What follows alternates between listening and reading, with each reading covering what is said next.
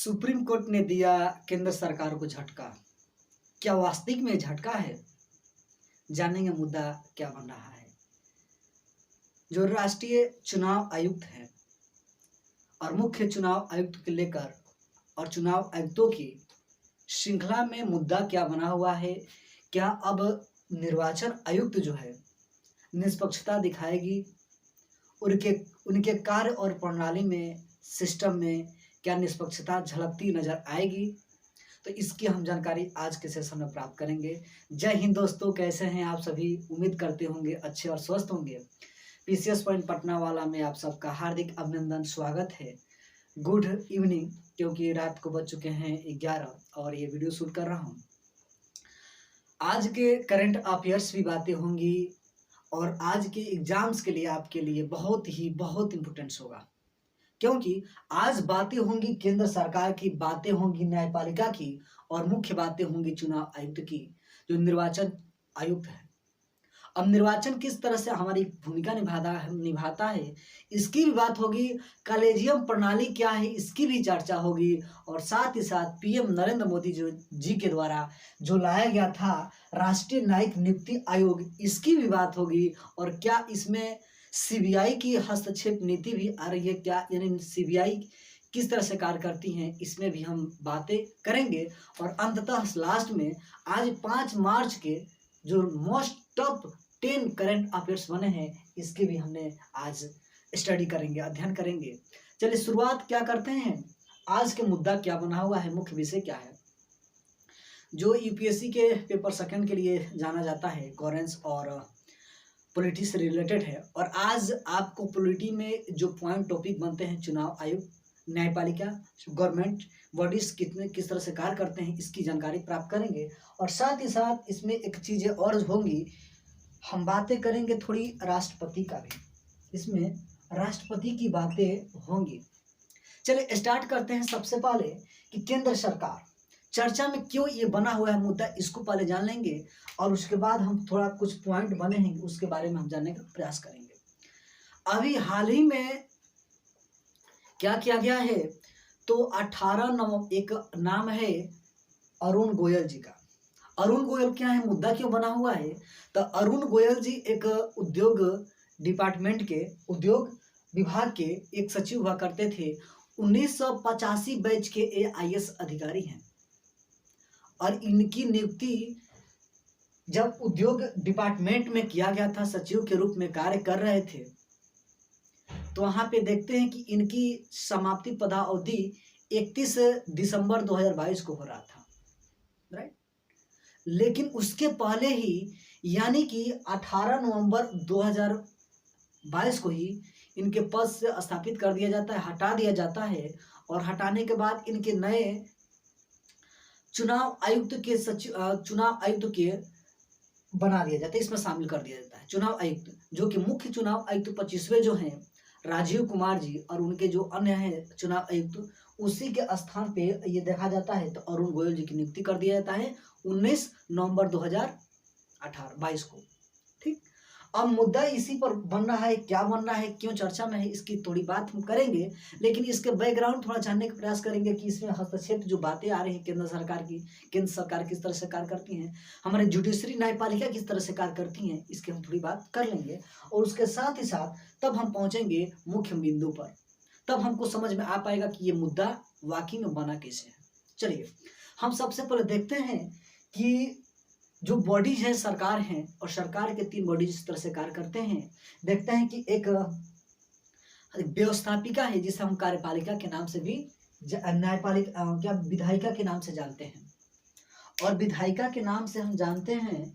उसके साथ ही साथ एक चीज और जानने के प्रयास करेंगे कि व्यवस्थापिका जो इस तरह से अपना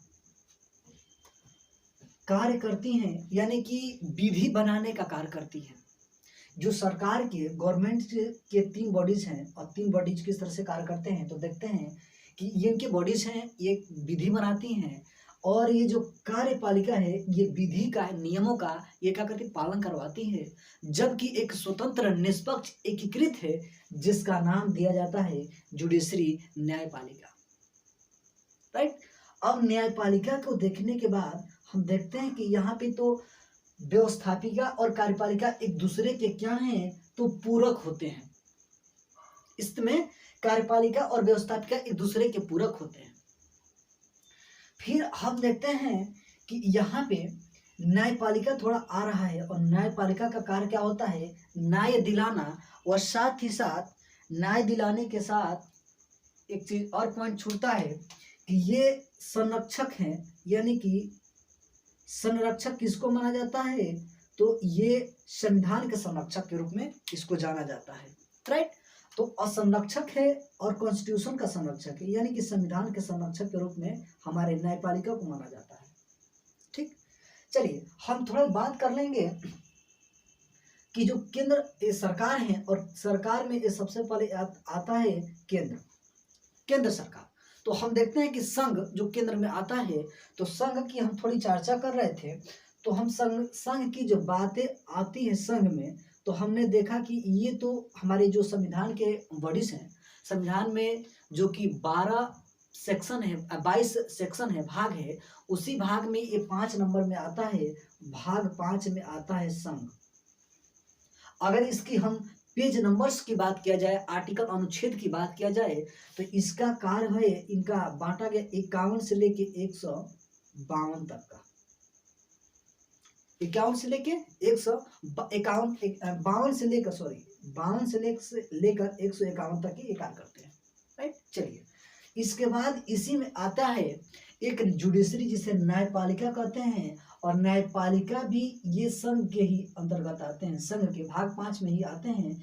लेकिन अध्याय ये 6 में जो हम पहले बढ़ा चुके हैं, रिवीजन स्लाइड बताने का प्रयास करेंगे कि ये अध्याय 6 में यानी संघ की न्यायपालिका ये रहती है। अगर एक पेज नंबर की बात किया जाए, तो ये आर्टिकल बात करता है 124 से लेकर 147 तक, और 124 में एक निष्पक्ष न्यायपालिका की बात होती है, और न्यायपालिका में ही देखते हैं कि ये स्थापना, सुप्रीम कोर्ट की स्थापना की बात किया जाता है। और उसी में हम आगे बढ़ते हैं तो 126 आर्टिकल में एक सीजीआई की नियुक्ति की बात करता है, जबकि 127 में जाएं तो अन्य न्यायाधीशों की बात करता है। आगे बढ़ेंगे तो देखेंगे 137 आर्टिकल के अकॉर्डिंग, यानी कि जो सुप्रीम कोर्ट का दिया हुआ फैसला ये पलट सकता है, इस तरह से बात करता है। अच्छा, ठीक है। अब देखते हैं कि न्यायपालिका जो इस तरह से आगे बढ़ते हैं, तो हम देखें कि अभी हाल ही में वर्तमान में देखा जाए तो 50वें GCGAI है, और CGI का नाम है DY चंद्रचूड़, यानी कि धनंजय यशवंत चंद्रचूड़ महोदय क्या हैं, तो CGI हैं, 50वें नंबर के हैं। इसके पहले अगर बात करें तो इसके पहले 49वें नंबर के थे US ललित, लेकिन उन्होंने 49 दिन तक कार्य किया था। ठीक है, अब आगे थोड़ी बात आती है यहाँ पे चुनाव आयुक्त की बातें आएंगी, और उसके बाद राष्ट्रपति को जानने का प्रयास करेंगे। उसके बाद मुद्दा हम जानेंगे कि क्या क्या मुद्दा है। चलिए, वीडियो थोड़ी लंबी होगी, लंबी क्या 15-20-25 मिनट की होगी, लेकिन आपके एग्जाम्स के लिए मैं बार बार बता रहा हूँ VVI होगा, क्योंकि आपके एग्जाम में ये चुनाव आयुक्त का मुद्दा छिड़ रहा है, चुनाव आयुक्त से पूछ लेगा। राष्ट्रपति इसमें हस्तक्षेप, राष्ट्रपति का इसमें आ रहा है, राष्ट्रपति पूछ देगा। साथ ही साथ केंद्र सरकार आ रही है, न्यायपालिका आ रही है, सुप्रीम कोर्ट आ रहा है, सुप्रीम कोर्ट में CGI आ रहा है, इसमें रिलेटेड नहीं बता देगा। तो इसमें जो रिलेटेड बन रहे हैं क्वेश्चन, इसमें जो सम्मिलित हो रहे हैं, इससे बना देगा।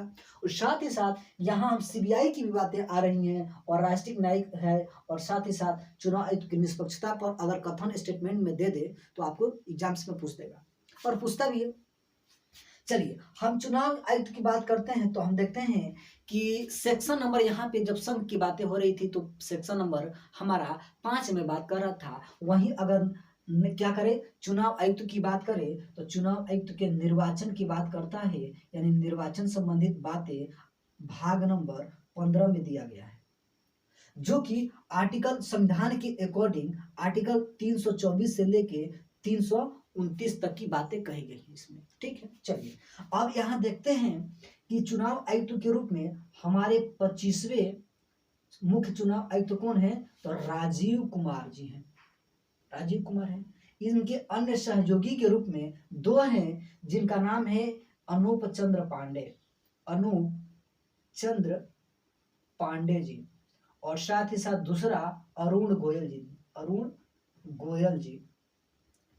अब देखिए विडंबना की बात है, देखते हैं अ से अनूप जी और अ से अरुण जी, मुद्दा तो बनता ही था इस तरह से देखा जाए।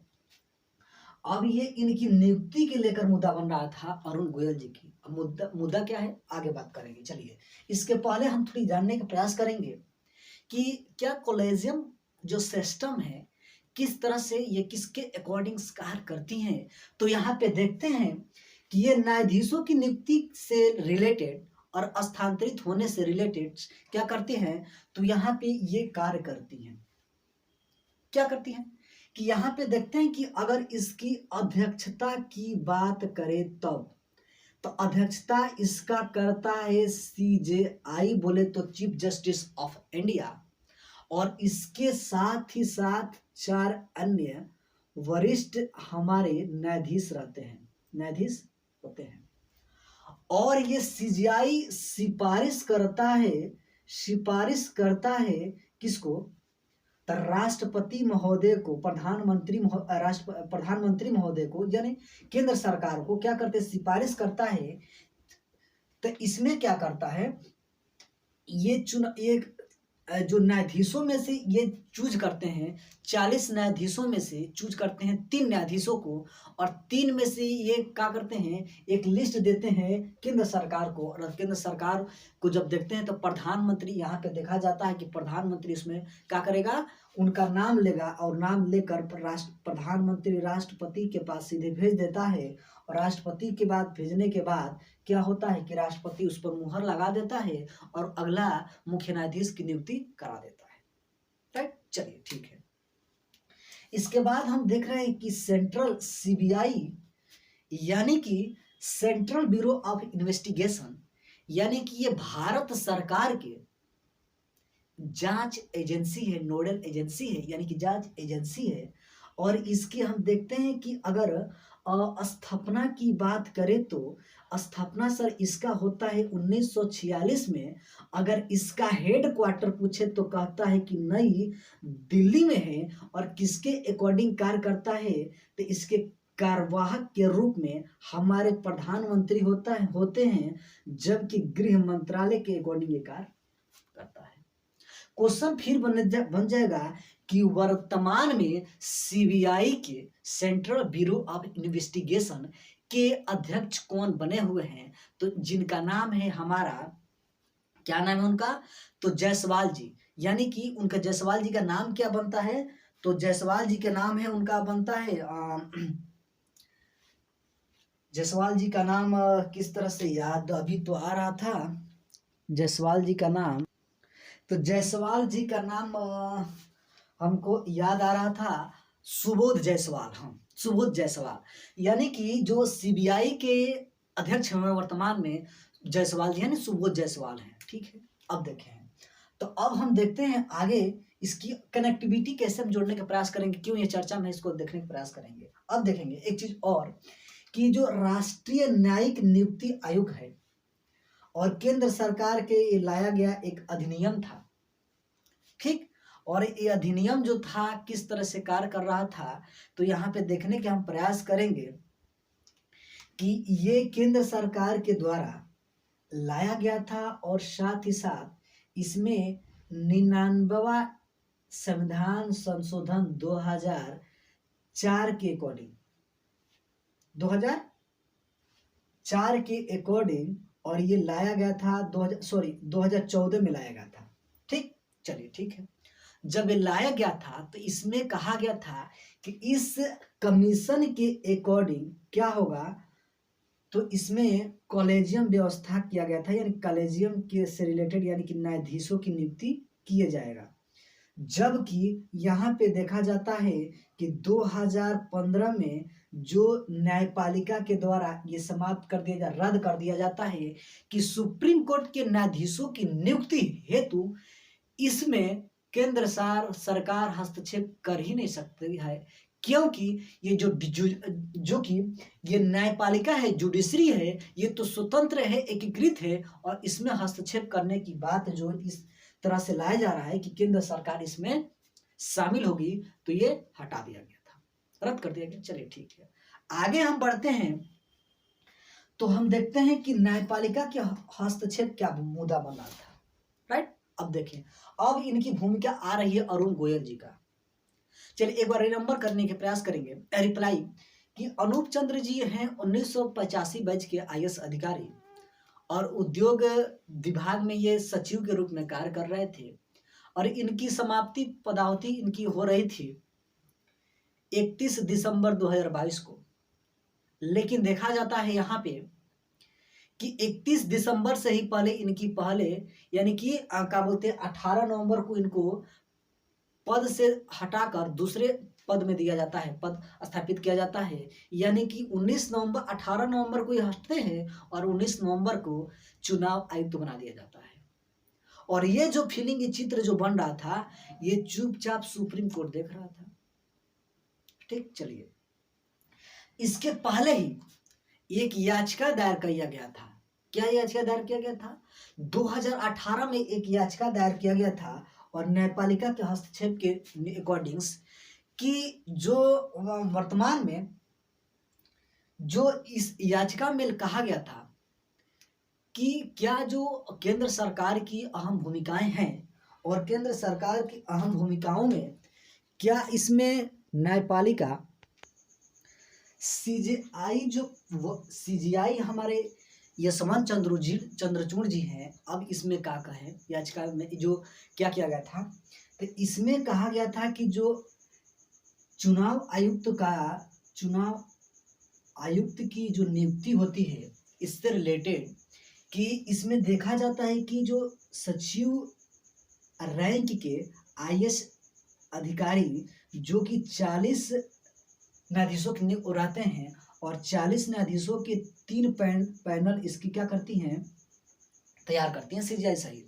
और इसमें से जो 3 को दिया जाता है, 3 जो सदस्य चुने जाते हैं, तो इसमें हमने बताया था कि प्रधानमंत्री इसको देखेगा, और प्रधानमंत्री बताएगा, कारण बताएगा कि इनके अनुभव, इनके कार्य के अकॉर्डिंग इनका क्या बनाया जाएगा, तो चुनाव आयुक्त बनाया जाए, राइट।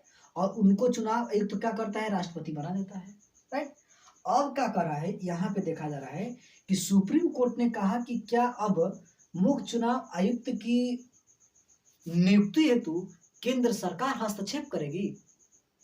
तो कहता है, सुनिएगा, तो इसमें सीजीआई महोदय क्या कहे हैं, इसमें कहते हैं कि अब जो इसके पहले एक चीज और देखना चाहेंगे, तो इसमें देखते हैं, ये कहते हैं कि अब नियुक्ति इस प्रकार होगी। किस प्रकार होगी?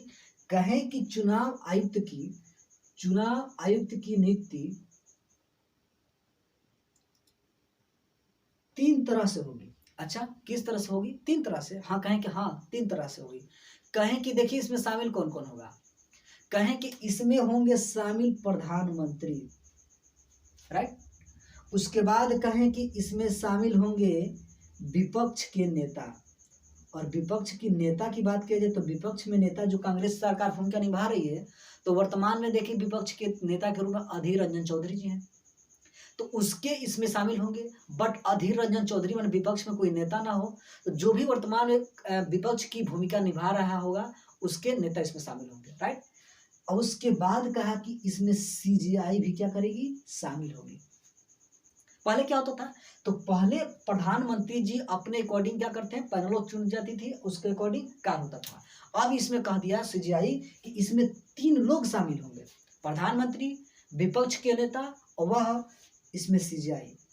चलिए, जब इनका विक्षेप तर्क क्या था कि इस प्रकार अगर चुनाव आयुक्त की नियुक्ति मुख्य चुनाव आयुक्त हो या चुनाव आयुक्त हो, इस प्रकार से अगर इनकी नियुक्ति होती है, तो निर्वाचन में, यानी कि निर्वाचन जो पद्धति होगी, इसमें निष्पक्षता तो आएगी ही, और साथ ही साथ डेमोक्रेसी जो लोकतंत्र के नाम से हम जानते हैं, लोकतंत्र में एक समाज में एक अच्छा विश्वसनीयता पैदा होके जाएगी, विश्वसनीयता पैदा होगी।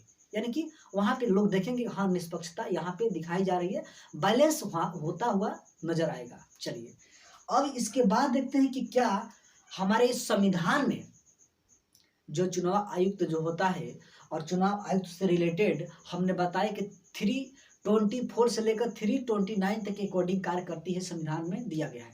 ठीक, तो कहता है कि क्या इसके पहले संविधान में दिया गया था का कि चुनाव आयुक्त जो होंगे इनके मुख्य चुनाव आयुक्त एक होंगे और इसके साथ ही साथ अन्य इनके चुनाव आयुक्त भी होंगे मुख्य चुनाव आयुक्त के बाद। तो कहता है इसमें संविधान मौन है, इसमें बताया नहीं है। इसमें यह बताया है कि चुनाव आयुक्त सहित अन्य होंगे, कितने होंगे इसकी बातें नहीं की गई थी। लेकिन एक पॉइंट यहाँ पे आता है जिसका नाम है, इस तरह से देखा जाता है कि चुनाव आयुक्त में यहाँ पे 1989 में देखा जाता है, 1989 में देखा जाता है कि इसके प्रधानमंत्री एक राजीव गांधी जी आते हैं और राजीव गांधी जी क्या करते हैं कि चुनाव आयुक्त स्वतंत्रता से पहले चुनाव आयुक्त एक ही हुआ करते थे, स्वतंत्रता के बाद में। लेकिन 1989 में देखे गए 1989 में, तो इसमें देखते हैं कि राजीव गांधी ने क्या किया कि 1+2 की नीति लगा दिया, यानी कि एक मुख्य न्यायाधीश एक मुख्य चुनाव आयुक्त और अन्य 2 चुनाव आयुक्त होंगे।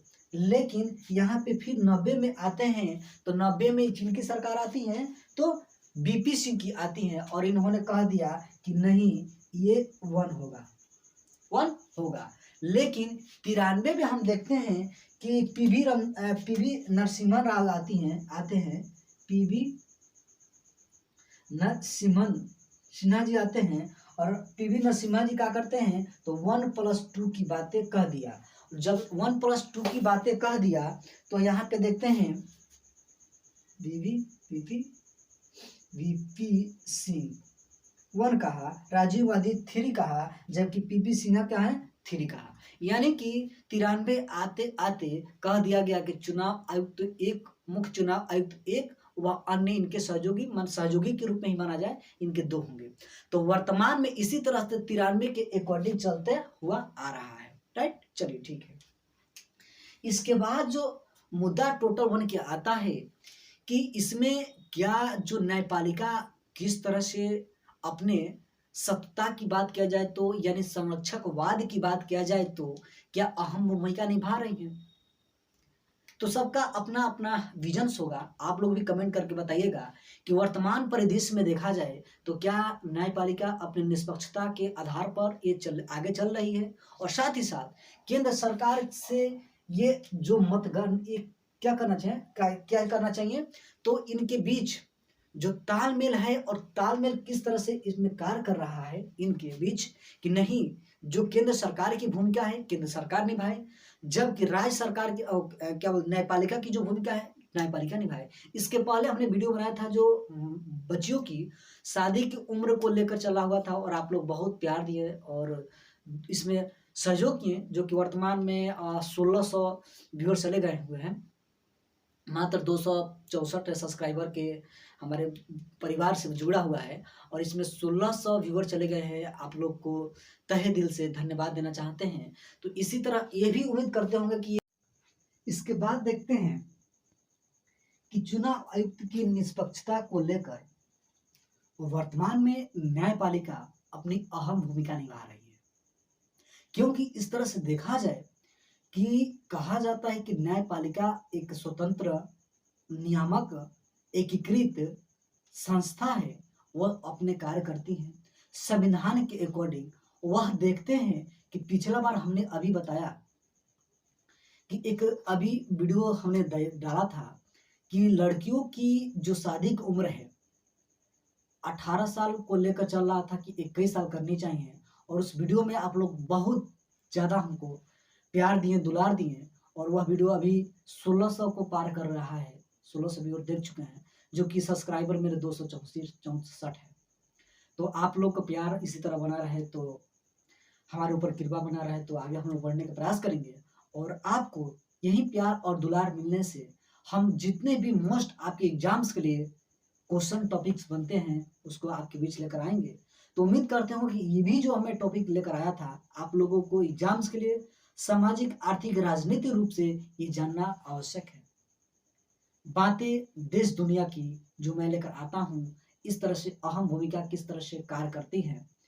न्यायपालिका की बात हो या हमारे केंद्र सरकार की व्यवस्था, जो व्यवस्थापिका व कार्यपालिका के हैं, इसकी बातें करती हैं, तो हमने बताने का प्रयास किया। लेकिन अभी रुक जाइए, अभी क्वेश्चन अभी बन रहा है कि 5 मार्च के जो मोस्ट करंट अफेयर्स है उसको भी जानने का प्रयास करेंगे। मात्र 4 से 5 मिनट में बता देंगे, ठीक है। चलिए स्टार्ट करते हैं। पहला क्वेश्चन कि अभी हाल ही में कोबरा वॉरियर अभ्यास हो रहा है। किस देश, हमारे वायुसेना, भारतीय वायुसेना किस देश के दौरा पर गई है? तो आप कहेंगे कि अभी पिछला बार तो आप पढ़ाए थे सर। हाँ पढ़ाए थे। तो ये पहुंच चुकी है, ये पहुंची है यूके। यूके बोले तो ब्रिटेन में ये कोबरा वॉरियर सैन्य अभ्यास में वायुसेना पहुंच चुकी है, जो कि 140 हमारी सेना पहुंची है। राइट, चलिए आगे बढ़ते हैं। तो यहाँ पे देखते हैं, यहाँ पे बताए डिटेल से कि कौन कौन देश इसमें शामिल हो रहा है। चाइना और रशिया छोड़कर सब देश इसमें आसियान से रिलेटेड जितने भी हैं शामिल हुए हैं। चलिए आगे कहते हैं, हेकानी जखानू किस स्टेट के पहली महिला विधायक बनकर उभरी थी? तो हमने बताया था कि अभी हाल ही में पूर्वोत्तर के चुनाव हुआ, जिसका नाम है नागालैंड, और नागालैंड की ये प्रथम महिला विधायक चुनी गई हैं, जो कि हेकानी जखानू जी, जिनका नाम है हेकानी जेखानू। चलिए नेक्स्ट क्वेश्चन कर रहा है कि क्वाड, हाँ वही क्वाड जिसके अहम भूमिका निभाने का कार्य किया था जापान के पूर्व प्रधानमंत्री शिंजो आबे और भारत के प्रधानमंत्री नरेंद्र मोदी जी ने। और देखते हैं कि क्वाड में इसमें 4 देश शामिल हैं, यानी कि जापान का बातें की तो जापान भी होगा, भारत भी होगा, और साथ ही साथ ऑस्ट्रेलिया होगा और अमेरिका होगा। इंडो पैसिफिक रणनीति किस तरह से होनी चाहिए, इसी को लेकर हमारे जो क्वाड के विदेश मंत्री हैं इसमें शामिल हुए हैं। और इसका मेजबानी, अच्छी बात है कि मेजबान देश वर्तमान में भारत कर रहा है, यानी कि विदेश मंत्रियों की जो बैठक हो रहा है नई दिल्ली में हो रहा है, और यहाँ पे मेजबान भारत कर रहा है, यानी कि हमारे विदेश मंत्री एस जयशंकर, यानी बोले तो सुब्रमण्यम जयशंकर जी के द्वारा इसका कार्य किया जा रहा है, नेतृत्व किया जा रहा है। चलिए आगे क्वेश्चन बनता है कि एशिया की सबसे लंबी साइकिल रेस कहां से शुरू हुई, कहां खत्म होगी? तो शुरू हुई तो श्रीनगर से श्रीमान शुरू हुई, और ये खत्म हो रही है कन्याकुमारी तक। यानी कि इसमें देखते हैं कि 12 राज्यों से होकर ये गुजरेगी साइकिल रेस। और भारत ही कि नहीं जी, आप सही सुने, भारत ही नहीं, एशिया का सबसे बड़ा साइकिल रेस की बातें हो रही है, जो कि 3651 किलोमीटर की दूरी तय किया जाएगा। इसमें पुरुष सहित महिलाएं भी शामिल हैं। चलिए आगे बढ़ते हैं। तो क्वेश्चन देखते हैं कि जो NH, यहाँ पे एक चीज लिखिएगा, NH जो हाईवे 44 होगा, नेशनल हाईवे, जो सबसे बड़ी नेशनल हाईवे है, उसको ये सर्च करके जाएगी। ठीक है, नेक्स्ट क्वेश्चन देखते हैं। ग्रीन बजट में अभी एक पेश किया गया बजट जिसका नाम है ग्रीन बजट, और कहता है कि 3 करोड़ सॉरी यहाँ पे लिखेंगे 3,14,025 करोड़ रुपया की लागत से ये बजट पेश किया गया, जिसका नाम है ग्रीन बजट। और इसमें किस राज्य के द्वारा पारित किया गया, पेश किया गया है? तो ये पेश किया गया है मध्य प्रदेश सरकार के द्वारा। और इसमें देखिए अच्छी बातें क्या कही गई है। महिला सशक्तिकरण हेतु ये अहम भूमिका है, ये अहम एक पहल है। ये शिवराज सिंह चौहान जी के द्वारा दिया गया है, जो कि मध्य प्रदेश के मुख्यमंत्री हैं। इसमें कहा गया कि जो इंटर क्लास में जो लड़कियां 12-12 पास होती हैं और अच्छे रंग से फर्स्ट डिवीजन लाती हैं, तो उन बच्चियों हेतु एक स्कूटी उनके नाम।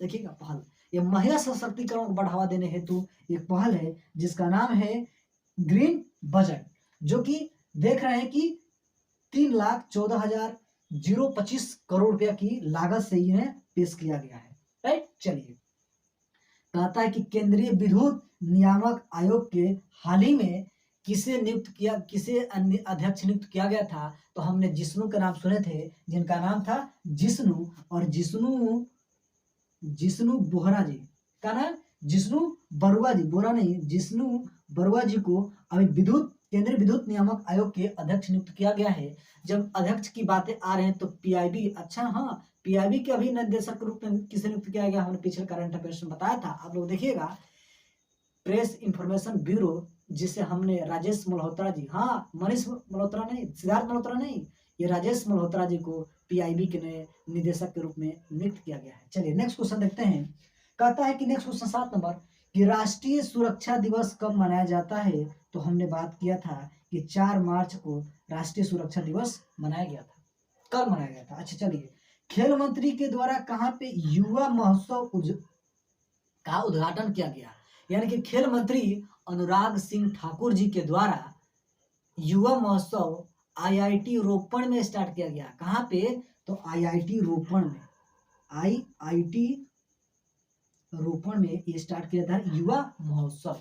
ठीक है, नेक्स्ट क्वेश्चन देखते हैं 8 नंबर क्वेश्चन। कहता है कि 8 नंबर हो गया। 9 नंबर प्रामेरिका लाइफ इंश्योरेंस के किसे अभी हाल ही में एमडी और सीईओ नियुक्त किया गया।